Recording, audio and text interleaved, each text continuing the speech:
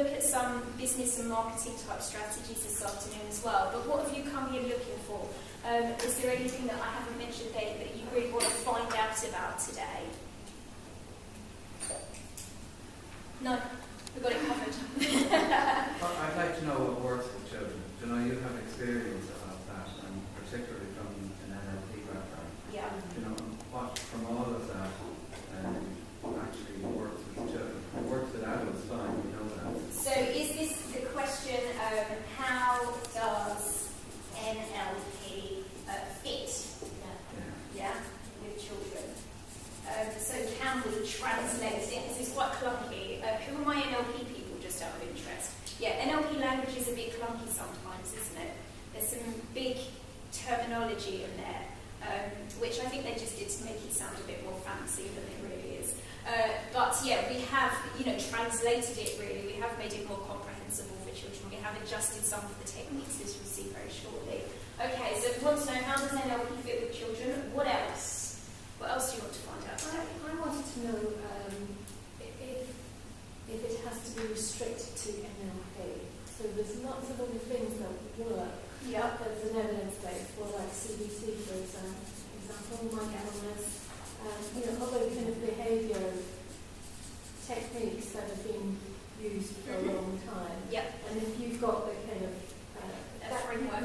does that exclude everything else? No. So we answered that one. Okay. No, lots of our practitioners have their own businesses, their own brands before they come to NLP4Kids, and they don't just dump that stuff, in favour of doing this. You will know other stuff, and I think, by the nature of it being NLP, it's kind of ultimate flexibility. So if you know other stuff that works, then bring it in and use that too. The only thing I would say is that sometimes it's worthwhile if you're, working with a child on a one-to-one or working in a school, let them know that you're going to do something else other than what they've employed you to be doing, and just check that that's okay. But yes, if you've got other stuff that you can involve, then definitely do. Because it's all about the result at the end of the day. Yes? Well, are we going to get the breakdown of the costs of just the training and franchising?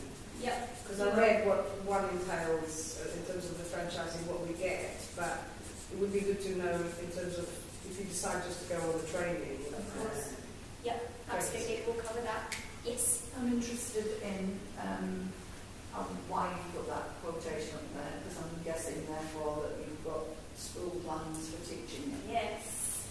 So work with schools. We work with schools in a variety of different ways. We go into schools and deliver workshops to groups of young people, and we have a programme of 9 different topics, 9 different themes. So things like respect, communication skills, exam stress. So it's quite a wide variety. Each one of those programmes lasts for 10 weeks, so it slots into a nice term very nicely, and we go in for an hour each week. That's one thing that we do. Another thing that we do is we sometimes support children on an individual basis in schools, so we do one-to-one sessions in schools too. Plus, we also work with teachers, sometimes parents in schools, but more often it will be children and then teachers. It's an extension of that, yes. You said sometimes with parents.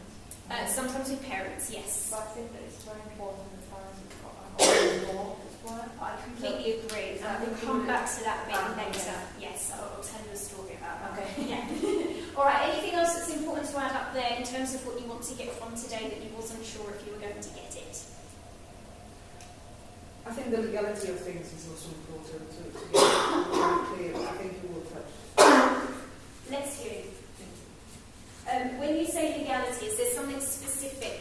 Well, understanding in terms of if you join the franchise and if you don't. Okay. What is the difference? What do you have to... So which bits you can use and which bits you can't use. Yeah. Okay, yeah, that's fine. We can go through that as well. Super, good stuff. All right, so I think we've got it covered. So I had a few NLP people here. Just put your hands up for me again so I can see who you are. Okay, good. Would any of you like to volunteer your definition of what NLP is for the people who are less familiar with it? I can see them all sitting there shaking their heads. Not really, no. It's not an easy one to explain, is it? It's quite tricky. Have any of you found a kind of coherent sentence that you can put together to explain it? The study and practical use of what works for an individual. Very nice. Yeah, I like it. How we filter reality. Very nice. nice, yes. Yeah, that's definitely part of it. Anyone? Yeah, it's almost like it's about modelling, isn't it? Modelling the best aspects of communication. Yes, very nice, yeah. The truth is there's no one thing that really describes what NLP is, because it's made up of lots of different things. Some of it is about how you think, how you're filtering information. Some of it is more around communication and what's coming out of your mouth and going into the ears of somebody else. And some of it too is about how you behave and taking some better behaviours that you might observe in someone else and installing them in yourself. And there is a variety of different techniques, activities, strategies that we can use to be able to do those things to achieve better results for ourselves. I'll give you a couple of definitions, if you like, metaphorical definitions of NLP, which is in some ways probably a better way to try and explain it. Have I got any contact lens wearers in the room today? Anyone here that wears contact lenses? Sometimes. Yes? Yeah? Sometimes? Yeah? Okay. When you wear your contact lenses, do you see the contact lens and then the world, or do you just see the world? Just the world. You just see the world, yes. Now those contact lenses are a lot like the filters that we have in our minds that filter the way in which we see the world around us and help us to believe what we believe, value what we value, and perceive the way in which we perceive them. We don't know that they're there. We don't see them, but they do affect the way in which we see things. Does that sort of make sense? Yeah? Another explanation would be the story of the frog, which I'm sure you're all familiar with. So you're sat there on the edge of a cliff face with your friend the frog, and you're looking out over the great big vast ocean, watching the sun setting in the background. And you can see that the sun is casting light across the ocean, causing some ripples of light. And the sky is filled with shades of crimson and dark purple and blue and yellow streaks. You turn to your friend the frog and you say, "Oh frog, isn't it such a beautiful sunset?" And the frog looks at you a bit confused, because frogs can only see in shades of grey and bug. And so they can't appreciate all of the other colours and all of the other beautiful things that there are to see. And what NLP can do for us is to stop us from seeing the world in shades of grey and bug. Does that make sense? Okay, good.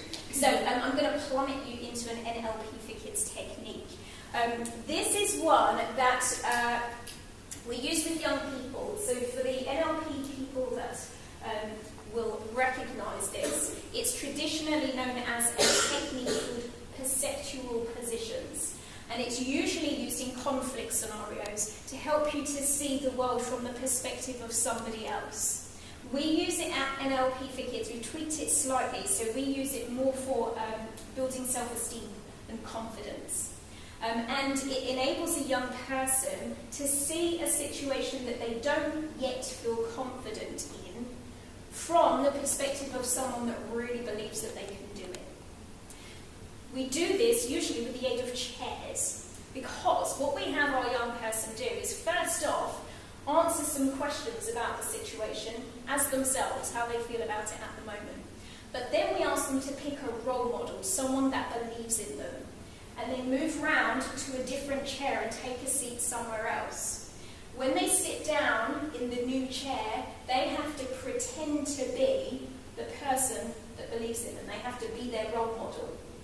And look back at themselves and talk about the situation that they are in as their role model. With me so far? Yeah?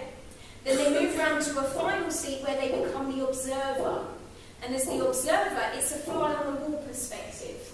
So they're not related to themselves. They're not related to the person that believes in them. They're completely separate. It's just as if we got someone from the streets of Blackfriars and brought them down here to watch the conversations that have been happening.